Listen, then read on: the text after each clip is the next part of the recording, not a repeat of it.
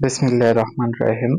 যদি কারো গলায় মাছের কাঁটা আটকায় যায় তাহলে গরম ভাতের ডিলে করে সেই ডিলের মধ্যে এই দোয়াটা করে ফু দিবেন, দিয়ে ভাত খাওয়াই দিবেন। আর এই দোয়াটা পড়তে পড়তে গলায় হাত বুলাই দিবেন, মাছের কাঁটা নেমে যাবে ইনশাআল্লাহ। আর এরকম দোয়া কালামের ভিডিও পেতে আমাদের সাথে থাকুন, চ্যানেলটি সাবস্ক্রাইব করুন, পেজটি ফলো দিন। আর ভিডিওটা ভালো লাগলে লাইক করবেন এবং শেয়ার করবেন, যাতে সবাই ভিডিওটাকে উপকৃত হয়। বিসমিল্লাহির রহমানির রহিম। যদি কারো গলায় মাছের কাঁটা আটকায় যায় তাহলে গরম ভাতের ডিলে করে সেই ডিলের মধ্যে এই দোয়াটা করে ফু দিবেন, দিয়ে ভাত খাওয়াই দিবেন। আর এই দোয়াটা পড়তে পড়তে গলায় হাত বুলাই দিবেন, মাছের কাঁটা নেমে যাবে ইনশাআল্লাহ। আর এরকম দোয়া কালামের ভিডিও পেতে আমাদের সাথে থাকুন, চ্যানেলটি সাবস্ক্রাইব করুন, পেজটি ফলো দিন।